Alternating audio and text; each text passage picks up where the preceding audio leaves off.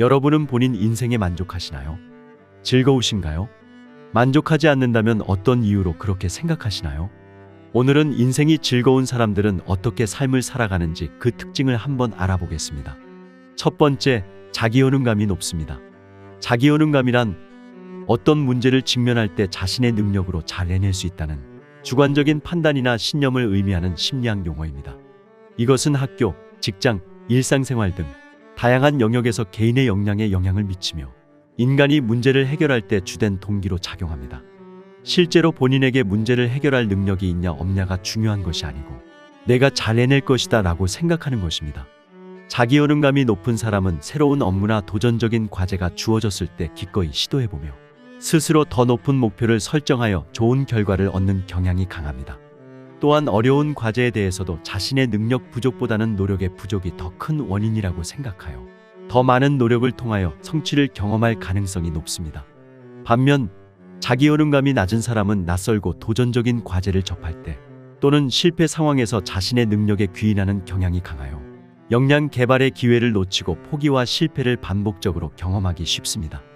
예를 들어 장롱 면허를 탈출하기 위해 이제 막 운전을 배우는 사람이 있습니다. 자기효능감이 높은 사람의 경우 운전에 대한 공포감이 들더라도 할 수 있다는 마음을 굳게 가지고 두려움을 떨치기 위해 끈기 있게 운전 연습을 하고 도전하며 더 나은 성과로 이어질 수 있습니다. 반면 자기효능감이 낮은 사람의 경우 할 수 있다는 생각보다 공포감이 더 크게 작용하여 자신의 능력을 의심하고 접하지 못한 상황에 닥치면 쉽게 포기하여 운전 실력이 향상되지 못할 수 있습니다. 물론 자기효능감이 높은 환경이 되기 위해서 실제적인 능력이 뒷받침되어야 하고 환경적인 제약 요소가 최소화되어야 하는 전제가 존재하긴 합니다. 하지만 같은 능력치를 가지고 있다고 봤을 때 자기효능감을 통해 문제를 해결할 의지가 생기느냐 안 생기느냐가 나뉩니다. 삶에는 늘 문제가 있고 늘 도전해야 할 것들이 생깁니다. 이때 자기효능감이 크게 작용을 하는 것입니다. 행복한 인생을 사는 사람들은 수많은 문제 상황에서 좌절하고 포기하기보다는 그 문제를 본인만의 방식으로 해결하는 선택을 합니다. 이렇게 삶에 있어서 정말 중요한 자기효능감은 반복하는 행동을 통해 길러집니다. 스스로에게 긍정적인 피드백을 주고 문제의 난이도 조절을 통해서 점차 성공하는 경험을 만들어내고 혼자 힘으로 해결할 수 없는 문제는 주위 사람들에게 도움을 요청하면서 해결하는 경험을 만드는 등 스스로가 문제를 해결하는 행동의 반복을 통해 길러집니다. 따라서 일상 속에서 작은 성취들을 자주 경험하는 것이 좋습니다. 예를 들어 기상 시간을 정해놓고 그것을 지키는 경험을 하거나 매일 30분씩 책을 읽겠다는 목표를 세우고 그것을 실천하는 등 작은 성공을 해낼 수 있게 환경을 설정하세요. 작은 성취가 모여 큰 성취를 이룰 수 있는 힘이 생기고 그 힘으로 내 인생에 닥치는 문제들을 해결할 수 있습니다. 두 번째, 과제의 분리가 잘 됩니다. 여기서 말하는 과제는 아들러 심리학에서 말하는 과제의 분리에서 말하는 것으로 나를 인정하거나 인정하지 않는 것은 타인의 과제로 타인의 과제에는 함부로 침범하지 않는다는 것입니다. 예를 들어 자녀가 공부를 하지 않아서 공부하라는 잔소리를 하게 될 때 공부를 하는 것은 아이의 과제이니 부모가 거기다 대고 공부해 라고 명령하는 것은 타인의 과제에 침범하는 행위라는 것입니다. 이 잔소리를 통해 또 하나의 갈등이 생길 수 있습니다. 이 개념을 인간관계에 적용시킨다면 내가 이런 행동을 했을 때 상대방이 나를 좋아할까, 싫어할까 하며 고민하고 눈치 보는 행동은 상대의 과제에 침범하는 행동으로 볼 수 있습니다. 타인이 어떤 평가를 내리느냐 하는 것은 타인의 과제이고 내가 어떻게 할 수 없는 일입니다. 내가 할 수 있는 것은 그저 내가 믿는 최선의 길을 선택하는 것입니다. 예를 들어 상대방이 나에게 기분 나쁜 말을 한 상황일 때 나는 상대방에게 기분 나쁜 티를 내면 남들이 날 쪼잔하게 보지 않을까? 상대방이 나에게 되려 화를 내지 않을까? 내가 고작 이걸로 기분 나쁘다고 말하는 게 맞는 걸까 하는 고민을 할 수 있습니다. 이때 이 고민은 타인의 과제에 침범하는 일이므로 할 필요가 없다는 뜻입니다. 이런 고민을 한다고 해서 내 과제가 해결되는 것이 아니기 때문입니다. 상대방이 나에게 기분 나쁜 말을 했다. 그러면 나는 기분이 나쁨을 표현해서 더 이상 기분 나쁜 말을 듣지 않겠다는 내 과제를 해결해야 합니다. 나의 반응을 본 상대방도 기분이 나빴다면 그것은 또 상대방의 과제입니다. 이 과정에서 남들이 나를 싫어할 수도 있고 섭섭해할 수도 있습니다. 하지만 행복해지려면 미움받을 용기도 있어야 합니다.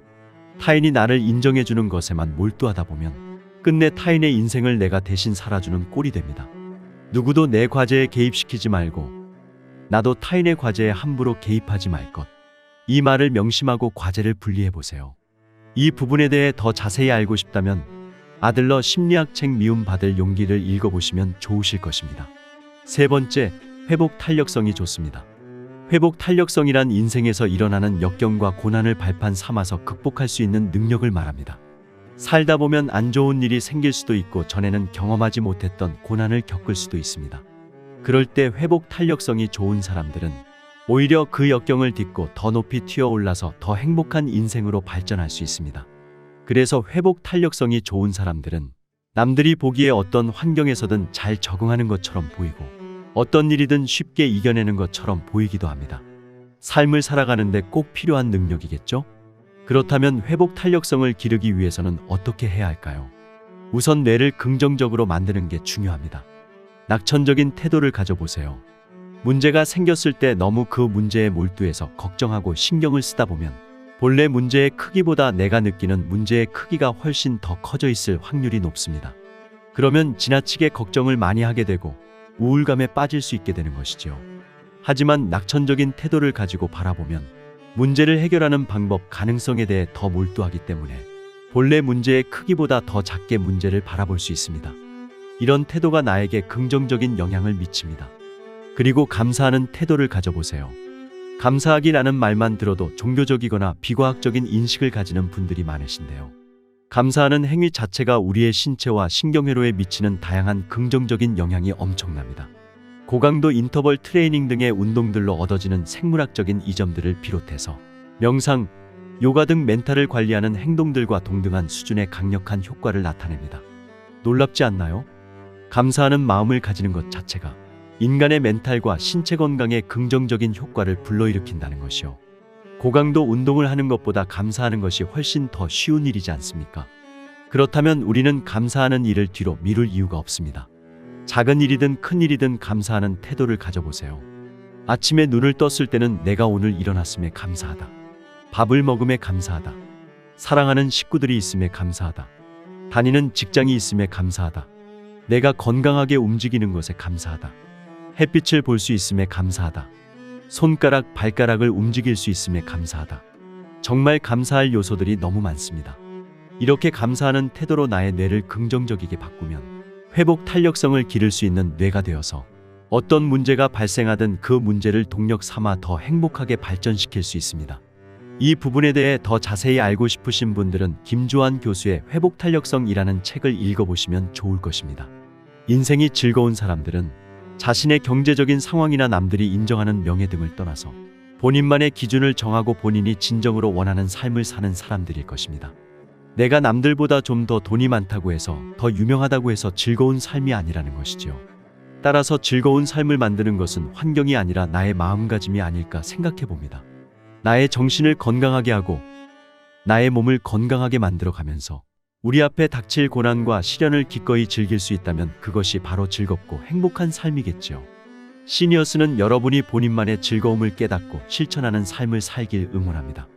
오늘 내용이 유익하셨다면 구독, 좋아요, 알림 설정 부탁드립니다. 좋은 하루 되시길 바라겠습니다.